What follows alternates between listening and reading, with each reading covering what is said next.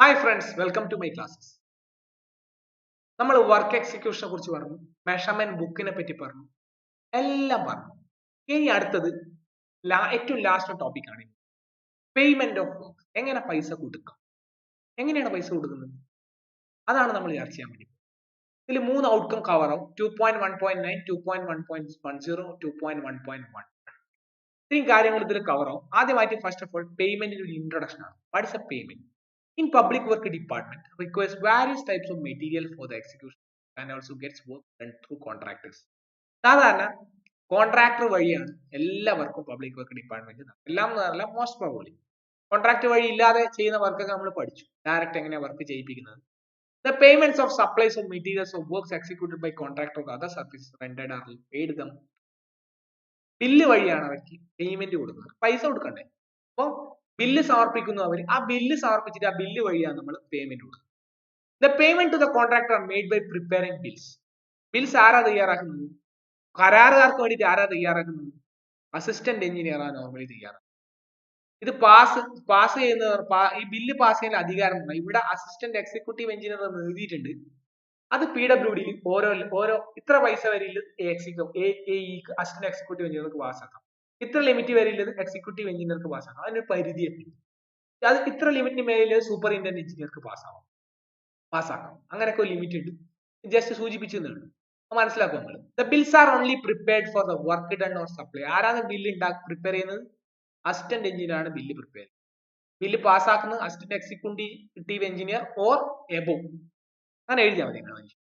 The bills are only prepared for work done or supplies made by the contractor and simultaneously measured and recorded in the measurement book and its abstract is prepared. ഞാൻ പറഞ്ഞു measurement ബുക്കിൽ എല്ലാം എഴുതി വെക്കണം, അതിന്റെ അബ്സ്ട്രാക്റ്റും prepare ചെയ്യണം. Supplies എന്ന് പറഞ്ഞാൽ താറൊക്കെ സപ്ലൈ ചെയ്യും. ഓക്കെ, ആ താറ് സപ്ലൈ ചെയ്യുമ്പോൾ അതിന്റെ താറിന്റെ ഡീറ്റെയിൽസ് ഒക്കെ നമുക്ക് മെഷർമെന്റ് ബുക്കിൽ അടയാളപ്പെടുത്തി വെക്കണം. അത് ബില്ലിന്റെ ഒപ്പം വെക്കണം. ഓക്കെ, അതിന്റെ ഒരു അബ്സ്ട്രാക്ട് ബില്ലിന്റെ കൂടെ വെക്കണം. അപ്പൊ എന്തൊക്കെ ബില്ലാണ് ഉള്ളത്? PWDയിൽ എക്സിസ്റ്റ് ചെയ്യുന്ന ബിൽ എന്ന് പറഞ്ഞാൽ ഫസ്റ്റ് ആൻഡ് ഫൈനൽ ബിൽ ഉണ്ട്, റണ്ണിങ് അക്കൗണ്ട് ബിൽ ഉണ്ട്, ഫൈനൽ ബിൽ ഉണ്ട്, ലംസം കോൺട്രാക്ട് ബിൽ ഉണ്ട്, ഹാൻഡ് റെസിപ്റ്റ്സ്. ഇത്രയും കാര്യങ്ങളാണ് നോർമലി PWDയിൽ എക്സിസ്റ്റ് ചെയ്യുന്ന സംഭവം. ആദ്യമായിട്ട് ഫസ്റ്റ് ആൻഡ് ഫൈനൽ ബിൽ എന്താണ് പഠിക്കുക. ഫസ്റ്റ് ആൻഡ് ഫൈനൽ ബില്ല് എന്ന് പറഞ്ഞാൽ ഒറ്റ സിംഗിൾ പേയ്മെന്റ് ഉണ്ടാവും, വേറൊന്നുമില്ല, ഒറ്റ പേയ്മെന്റ്. ഇപ്പൊ വർക്കൊക്കെ ചെയ്ത് ലാസ്റ്റ് അയാൾ വരുന്നു, അയാൾക്ക് ഒറ്റ പേയ്മെന്റ് അയാൾ ഒഴിവാക്കും, വേറെ അതിന്റെ ഇടക്കൊരു പേയ്മെന്റും ഇല്ല. വർക്കെല്ലാം ചെയ്ത് കഴിഞ്ഞു, ബില്ല് സമർപ്പിക്കുന്നു, പേയ്മെന്റ് കൊടുക്കുന്നു, അയാൾ ഒഴിവാക്കുന്നു കരാറുകാരൻ. Right? So when a single payment is to be made to the contractor on the completion of the work or supplies as final settlement of the claim, the bill is prepared is known as the first and final. ആദ്യത്തത് അവസാനത്തെ ആയ bill, അത് ഒറ്റ bill. ഇത് ഉണ്ടാക്കുന്നത് form number 24ലാണ് PWD. അതൊരു first and final ബില്ലിന്റെ ഒരു ഫോം ആണ് ഇത് കൊടുത്തത്. എങ്ങനെയാണ് ചെയ്തിട്ടുള്ളത്? നെക്സ്റ്റ് റണ്ണിങ് അക്കൗണ്ട് ബില്ലാണ്. ഇത് ഇന്റർമീഡിയറ്റ് ബില്ലാണ്. എന്താണ് റണ്ണിങ് അക്കൗണ്ട് പറഞ്ഞാൽ? ബില്ലിലേക്ക് പോകുന്നതിന് റണ്ണിങ് അക്കൗണ്ട് പറഞ്ഞാൽ എന്താണ്?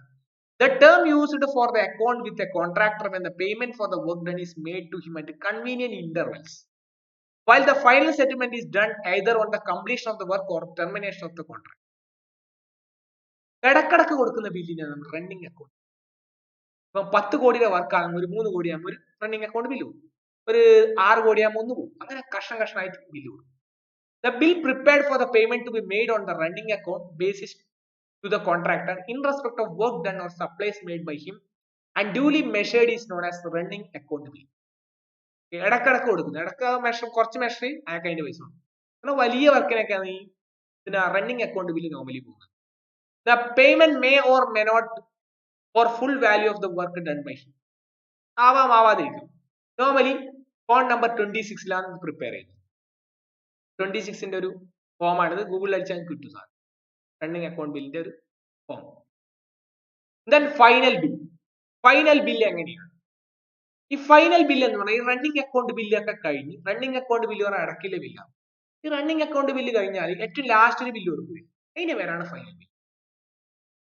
Running account bill intermediate bill, അത് കഴിഞ്ഞിട്ട് ലാസ്റ്റ് കൊടുക്കുന്ന ബില്ലാണ് final bill.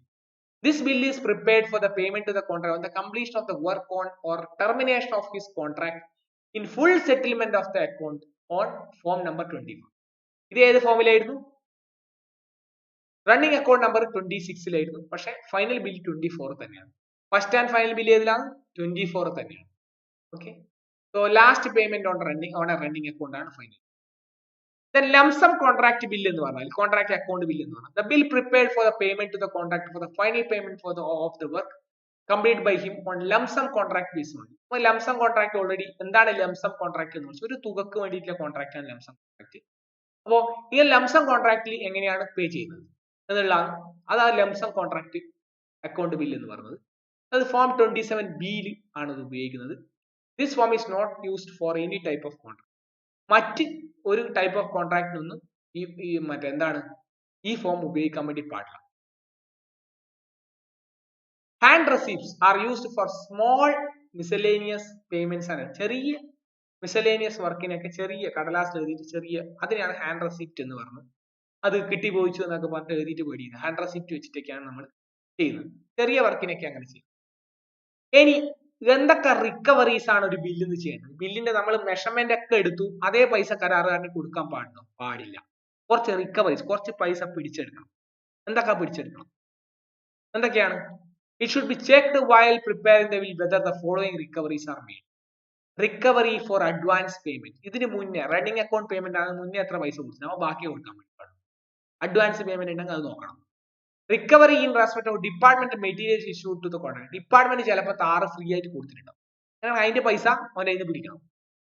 Higher charges for department tools and plant issued to the contract. ഡിപ്പാർട്ട്മെന്റിന്റെ റോളർ ചിലപ്പോൾ ഉപയോഗിച്ചിട്ടുണ്ടാവും.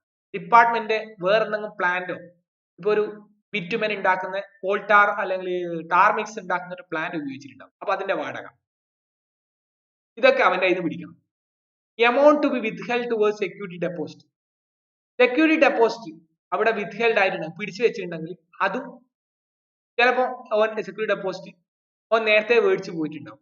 അത് ഇൻക്ലൂഡ് ചെയ്തിട്ടുണ്ടോ? ആ സെക്യൂരിറ്റി ഡെപ്പോസിറ്റിന്റെ റോൾ എന്താണ് എന്നുള്ളത് അത് ചിലപ്പോൾ പിടിച്ചു വെച്ചിട്ടുണ്ടാവും. അതും നോക്കിയിട്ട് അതും റിക്കവറീസിൽ ആഡ് ചെയ്യണം. Next recovery towards penalty for slow progress.